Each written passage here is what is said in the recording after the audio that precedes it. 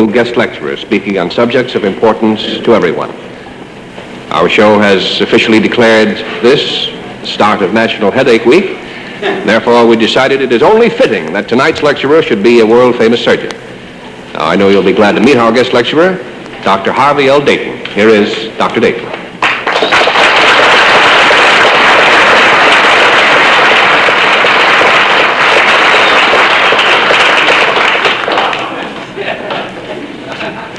Why not? Being a very famous surgeon, I have even worked in hospitals. Sometimes I would aid in helping around. Surgery to me is more than just a way to make a good fast buck. Here's a for instance. The technical advances in operating have been really swell. Clean gloves, nice lights, and a bunch of other stuff. There are certain unwritten laws in surgeon work, like one, don't get cute.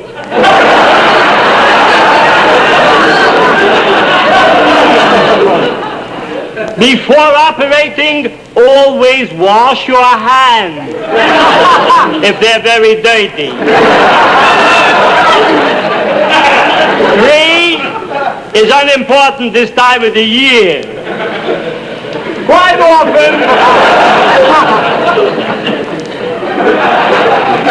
often as chief surgeon, I would even operate on people. Many of these at the time were even sick. Of course, once in a while, as in any other profession, you would get a kvetch, which means crank in Latin. They would insist I operate with medical instruments. To these I answered firmly, but firmly, what are you, a religious fanatic? I shall always be indebted to Dr. Ivor Spasm, who was my instructor in bellies and heads. Dr. Spasm introduced me to my first patient, who at the time looked terrible, but was actually suffering from a very bad thing. Actually, I am proud to say that although I never went to a real doctor school, I honestly hung around an actual drugstore a lot. Several times throughout an operation, I will stop, look around the whole room, wink, laugh, and punch the patient a little. This to let the nurses and other doctors know that the patient needs help. To return to a more serious note, when I first went into business to do doctor things, I turned away 200 sick people from my office. I didn't want to catch anything. Today, these same people respect me and go to other doctors. A dear friend of mine, who had been a total stranger to me before I knew him, confided in me and told me an important secret. Another amusing incident happened.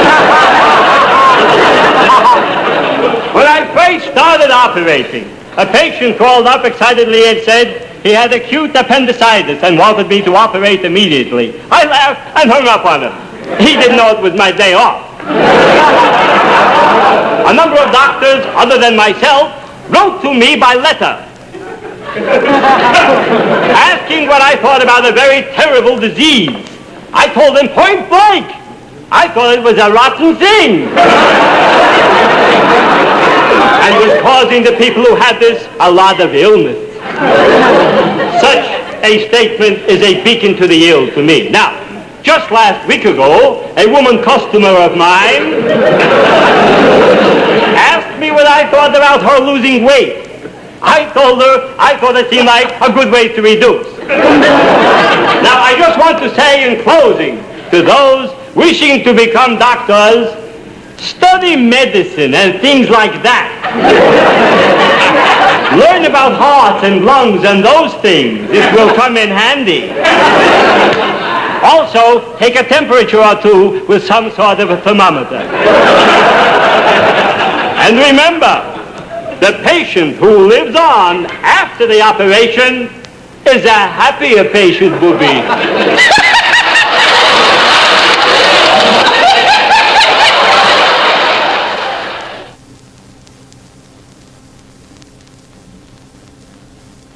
The safari, the big game hunt. And with me now is one of the world's most famous hunters, Sir Sterling Granger. Sir Sterling, would you tell us something about your safaris? Why not? A safari, I should explain in everyday talk, means a whole bunch of guys going into the jungle to look around for something.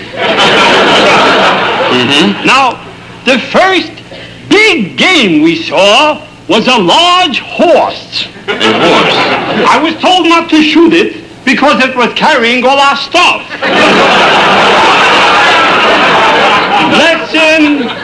Lesson number 1.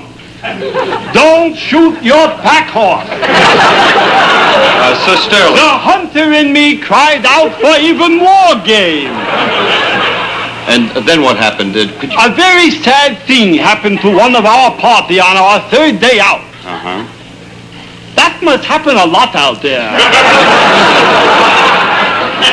The royal rhinoceros is a very strange animal. If you shoot him 9 or 10 or 11 times with a great big kind of bullet, and he isn't really dead yet, he seems to sense through instinct that he's hurt. You see, at that time, it's better not to go and pet him. Thank you, Sir Sterling. A friend of mine on the safari by the name of Frank Thomas was kneeling down to shoot at a sore-headed lion that was charging down at him.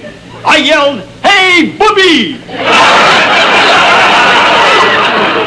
Look what's on your back!" Just for laughs, you see. Yes, thank you. To this day, I can't explain my silly little horseplay to his widow.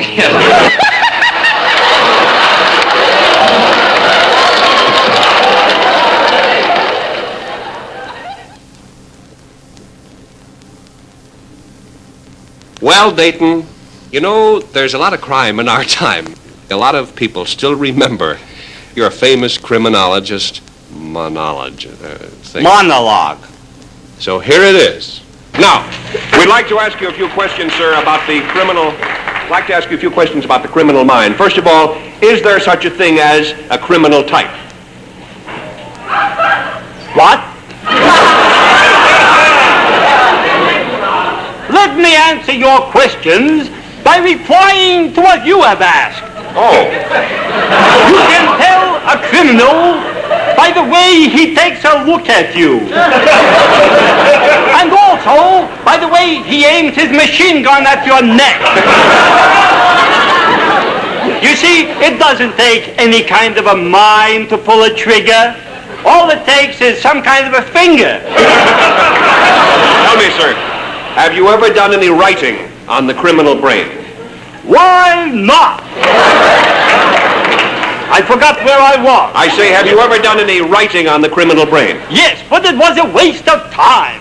The hair kept growing back over his head and covering my writing. I should have slipped some carbon paper under the scalp, you see, yes. Which reminds me of a friend of mine who was in the Sing Sing death house. I visited him and told him this sort of thing will only get you into trouble.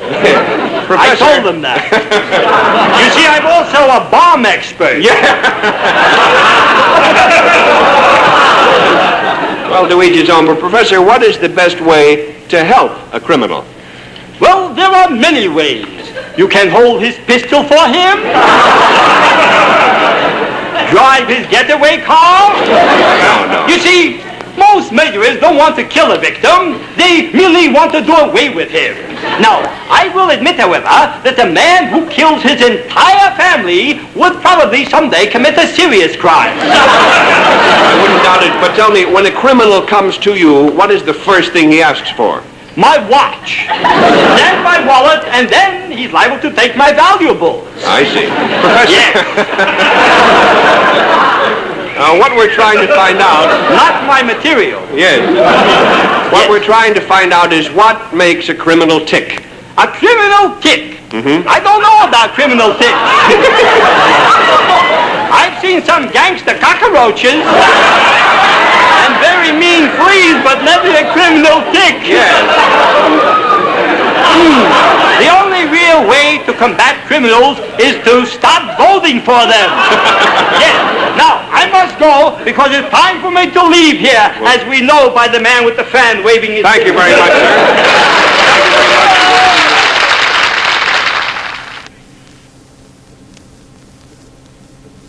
With the world-famous botanist, Luther Glendale. Professor Glendale, would you tell us a little about these magnificent plants you have here? Why not? These are magnificent little man-eating plants I have here. Yes, I like to think of them as my own children. Would you like something to eat, Bobby? Why not? That's my youngest son. Mr. Glendale, could we just talk about flowers? Why, that's an idea.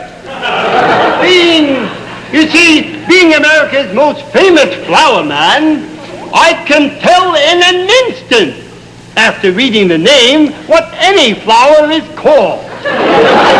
Now, many dear friends of mine ask me how I manage to smell like I do. What do you think of home gardening?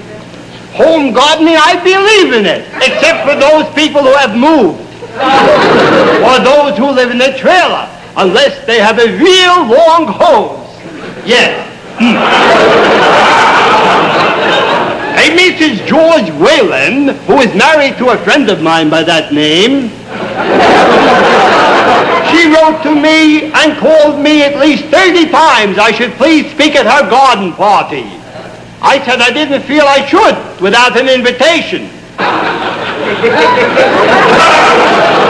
However, one Friday, simply a week ago, I was sitting at my desk writing garden things when a Canuck came upon the door and startled me.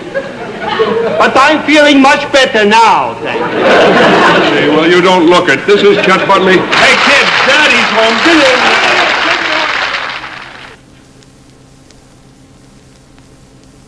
Hello, Sickies. In the United States Health Company, in the American Washington capital, they have a nice little speech on the wall. It says, a man's body means as much to him as any other part of him. Science today has done much. Vitamin pills now keep you strong enough to visit your doctor. In the famous Melvin soak test, we tied a rope around just an everyday man who had a severe cold. We gave him a pill that we sort of invented and threw him off the back of a boat. We pulled him from Africa to New York. We went full speed and never stopped. But every 700 miles, we threw him a towel to dry off. When we got to New York, he still couldn't shake off that old cold. Something went wrong with the pill. Science has now found that by a simple injection with a needle, we can now make a tiny little hole in the skin. It is not only the cold that we have helped to work on, but I have found a crying need for specialists who know about hair that grows out of real skin. A woman who had a nice, full-grown, heavy beard asked me if it could be hormones. I told her no, it was just hair. I went on to comfort her. I said, there's nothing to be ashamed of. There are many with beards like yours who have gone on to become famous, wealthy men. Now, you can't say as much for beardless women, honey. A woman who had never been to a doctor since immediately after she was born came to me and said she'd been sick all her life. And what could I do to get her health back? I sat her down and told her a little story about a friend of mine who got a traffic ticket. Another woman told me the same thing. So, is it no wonder then that Hans Fink, the famous person, said the immortal words, "A sick body on a living person can make you feel really rotten."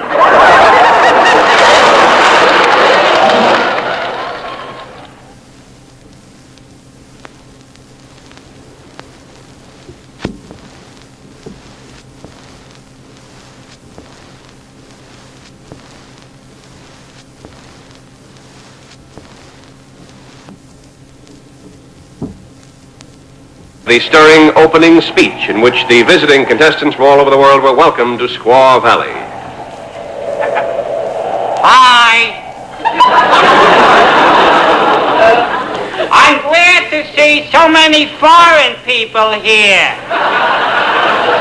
And many of you even came from other countries. May I say for America, welcome, greenhorns. Each country has its favorite sport. In United States country, it's baseball. Australia, it's tennis. South America, revolution. As our late president, George Washington, said before he climbed into his monument, speak softly and carry a big conversation on. Sports is learning. Skiing learns just how many bones an actual body has left after. Ice hockey is good for the memory. Like, if you get hit in the mouth with a hockey puck, next time you'll remember to duck. Oh, I made a couplet.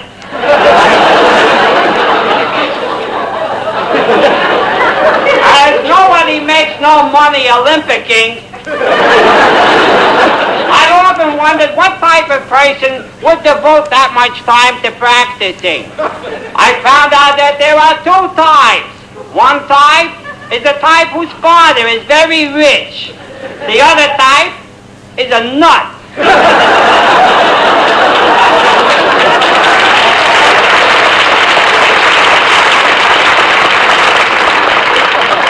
Yes, I'm poor, but I've been in it. Olympic doing teaches us fair play and keen competition.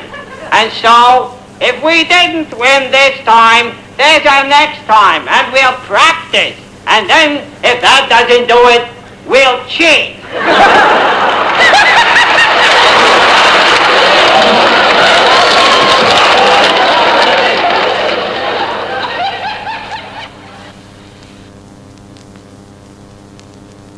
Why not? Hello, viewers and viewees.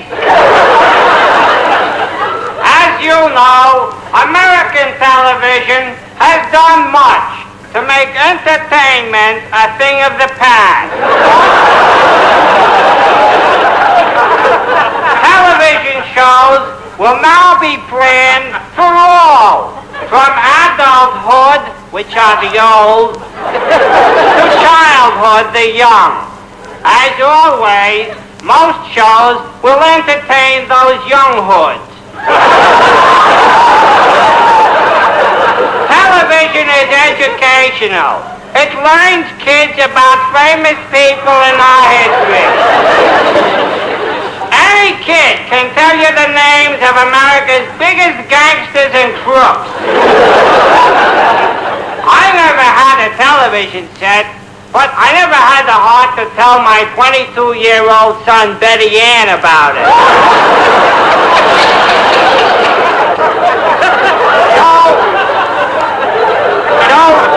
You see, for 10 years now, I've let him watch a sort of a long ocean movie in the washing machine window. He's my son. Television can be very helpful to our country as well as yours. Just checking into the television scandals has kept our senator guys from wasting time on government junk. And of course, television lately has made us want to do things we never thought we would. It's made us want to go out to the movies. So,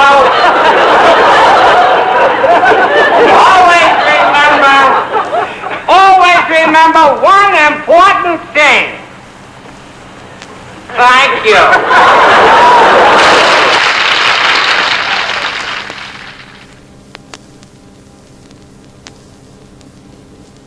Why, of course. Hello.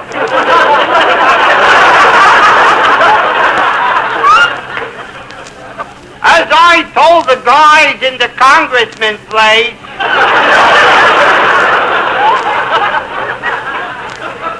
always remember the famous words of Thomas Jefferson, because he said some really swell words when he was in this business. Just this morning, my secretary told me something I never knew before. Another thing.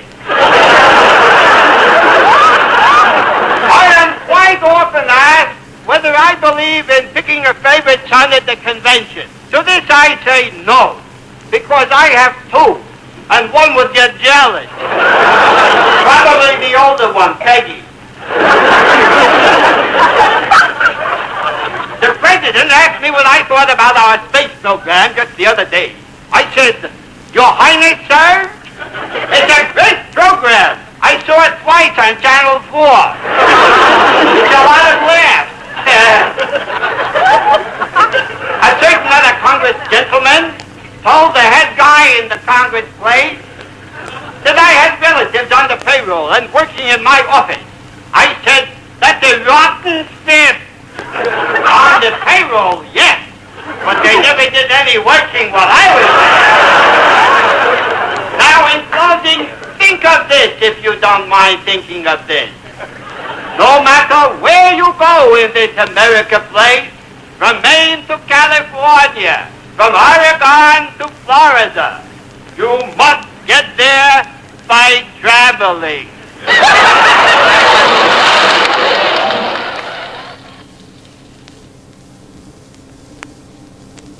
I give you General Ramrod Zugsmith at 10 hot.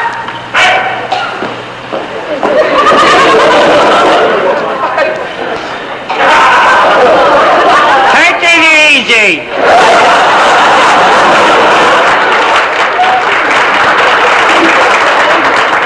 Don't nobody salute or nothing. Years ago, when I was at the Army learning place,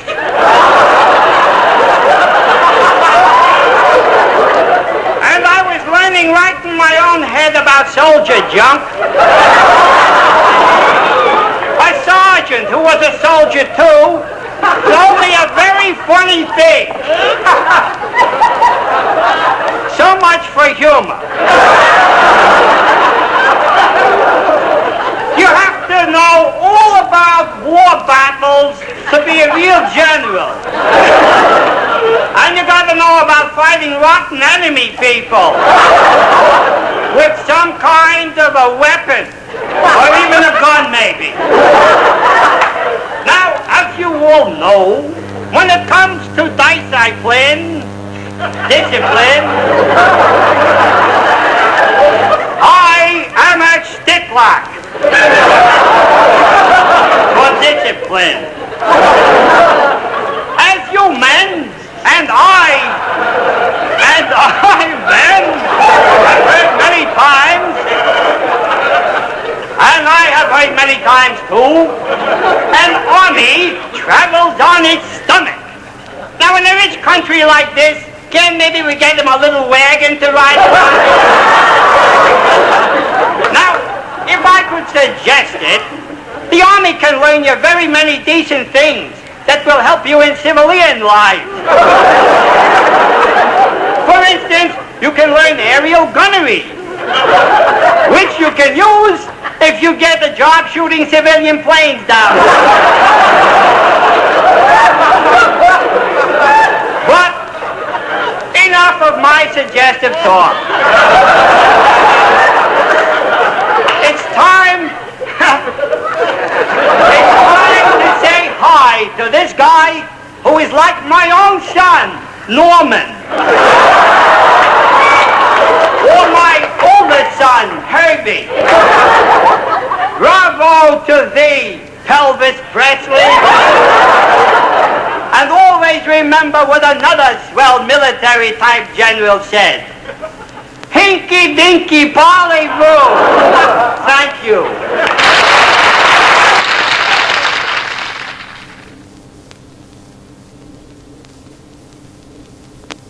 Why not? Number 1. Mail all Christmas stuff early. In that way, you'll know that you've gotten all your Christmas stuff mailed real early. It gives you a lot of time then to horse around. Always wrap packages properly. Now, although we try to learn our employees to be sort of careful, a lot of your junk gets all beat up a lot. Here is a post office wrapped sample, a simple sample. If you're sending an eatable type food like to grandma or a relative, be sure that nothing can spill out of it. Yes, or that nothing can spill into it likewise. And maybe poison it and kill grandma or that relative whom I spoke of. And last, if it is something in a breakable gift, like a bottle of booze or false teeth, it should be wrapped carefully and stamped fragile. So that it will get special attention and not get clobbered all over the truck so much. Like this. All right now, remember the old-fashioned motto, which is hanging over the post office place. Neither snow, nor rain, nor a lot of real heavy rain, nor poison ivy can stay these mailmen on the swift completion of doing the mail thing nice.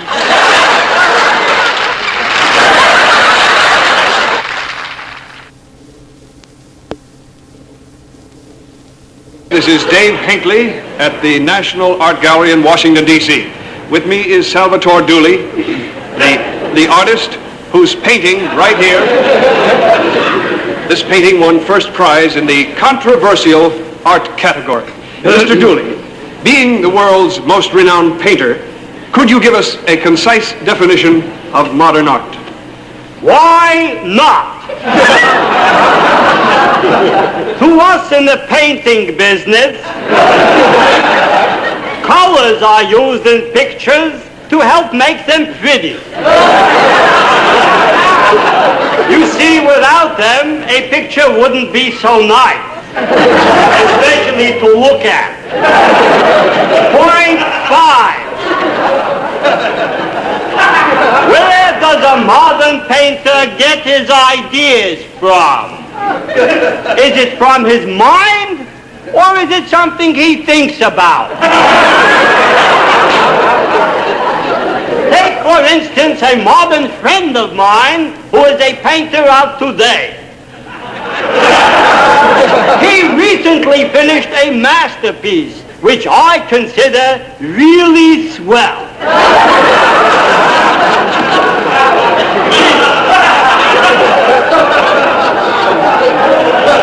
This friend of mine painted children without ever having seen one. They were just a set of teeth on legs. Now, to many, this painting didn't have any meaning, while to